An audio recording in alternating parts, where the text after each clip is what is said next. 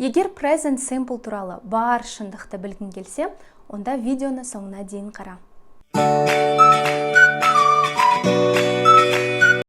Сәлем достар, сіздермен миссис Мадина. Біз бүгін сіздермен шақтарды бастаймыз, және ең маңызды шақтардың бірі present simple. Present simple'дың қазақша баламасы қайталанатын осы шақ. Яғни ең маңызды сөз мұнда қайталанатын. Себебі үнемі күнделікті қайталап отыратын, аптасына бір рет, айына 2 рет істейтін барлық заттарыңызды айтқан кезде міндетті түрде present simple'ды қолданасыз. Сонымен қатар present simple'ды 5 жағдайда қолдануға болады. Ең біріншісі факт айтқан кезде. Мысалы, Нұр-Сұлтан is a capital of Kazakhstan. Нұр-Сұлтан Қазақстан Республикасының астанасы. Бұл факт қой. Фактты айтқан кезде.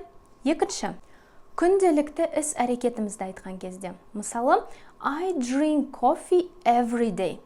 Мен кофені күніге ішемін. Үшінші, әдет айтқан кезде. Мысалы, I smoke. Жаман әдеттердің бірі, мен темекі шегемін. I smoke. Төртінші, эмоция айтқан кезде. Мысалы, I feel myself perfectly. Мен өзімді өте керемет сезініп тұрмын. Бесінші, тілек айтқан кезде. I wish you good health. Мен саған зор денсаулық тілеймін. Және ең маңыздысы, белгілі бір ортада ағылшынша өзіңізді таныстырғыңыз келсе, тоже present simple'ды қолданасыз. Мысалы, I study at school. Мен мектепте оқимын. I live in Taraz. Мен Таразда тұрамын. I play computer games. Мен компьютер ойындарын ойнаймын. Немесе I go to the gym. Мен тренажерный залға, яғни жаттығу залына барамын.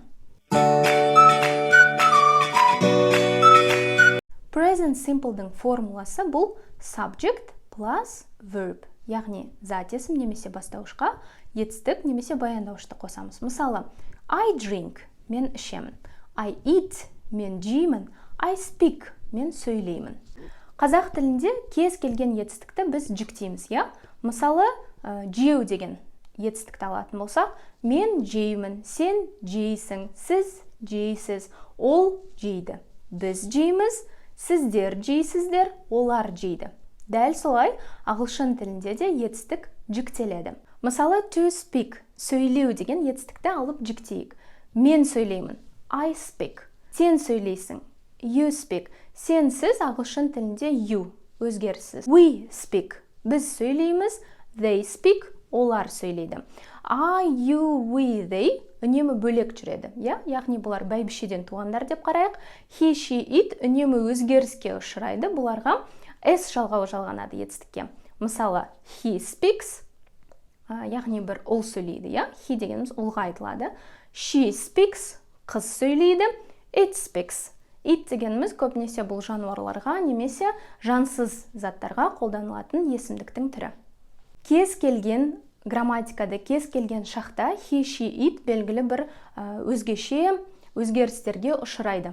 Яғни I, you, we, they бәйбішеден туғандар, he, she, it тоқалдан туғандар. Тоқалдан туғандар үнемі өзгеріске ұшырайды. Осыны естеріңізде сақтаңыздар. Үшінші жақта барлық етістіктерге S жалғауы жалғанады. Бірақ егер етістіктің соңы SS, CH, SH, O немесе X деген әріптермен аяқталынатын болса, оларға ES жұрнағы жалғанады. Мысалы, goes, mixes, kisses. She goes to school.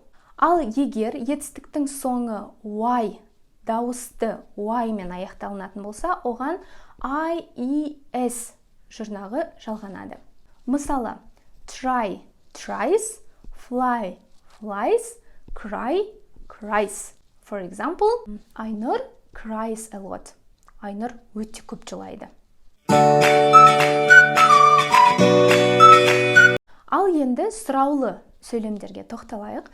Бәйбішеден туғандарға сұраулы сөйлемнің do деген көмекші етістігі көмекке келеді. Ал тоқалдан туғандарға, яғни he, she, itке does деген көмекші етістік көмекке келеді. Мысалы, мен сөйлеймін ба? Do I speak? Сен сөйлейсің ба? Do you speak? Олар сөйлейді ма? Do they speak? Біз сөйлейміз ба? Do we speak? Ал he, she, itте does she speak? Does he speak? Немесе does it speak? Жалпы does тұрған жерде ешқашан етістікке s жалғанбайды. Потому что does'ın өзінде уже s бар. Ал бір ереже, бір сөйлем үшін бір ереже жеткілікті. Мысалы, do you go to university every day? Does he go to university every day? Ал енді болымсыз түріне тоқталайық. Болымсыз түрі do not немесе don't, does not немесе doesn't деген көмекші етістіктердің көмегімен жасалынады. Мысалы, мен сөйлемеймін. I don't speak. Сен сөйлемейсің. You don't speak. Біз сөйлемейміз. We don't speak. Олар сөйлемейді. They don't speak. Және he, she, it бөлек. He doesn't speak. She doesn't speak. It doesn't speak. I don't like this music. Бұл өлеңді мен ұнатпаймын. Ол ұнатпайды деп қалай айтамыз? He немесе she doesn't like this music. Және кез келген шақта signal words болады. Signal words дегеніміз бұл сигнальные слова. Яғни осы сөзді сіз сөйлемнің ішінде көрсеңіз, бұл сөйлем міндетті түрде осы шақта жасалған деген сөз. Олар always, әрдайым, usually, әдетте, never, ешқашан, often, кейде, sometimes, тоже кейде.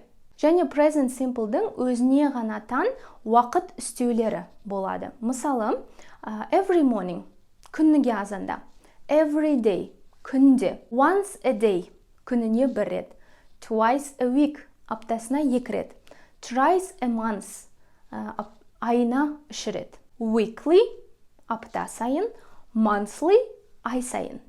Сабақ сіздерге толық түсінікті болу үшін 5 мысал келтіріп кетейін. Ал сіз соларды комментарийге аудармасын жазыңыз. I eat hamburger once a week. Айнұр goes to the gym twice a week. Do you go to school every day? Does she like this music? I don't like crisps. Present simple сіздерге түсінікті болды деп ойлаймын. Видео ұнаса лайк басып, мен берген тапсырмалардың барлығын комментарийге жазып, каналға тіркелуді ұмытпаңыздар. Goodbye.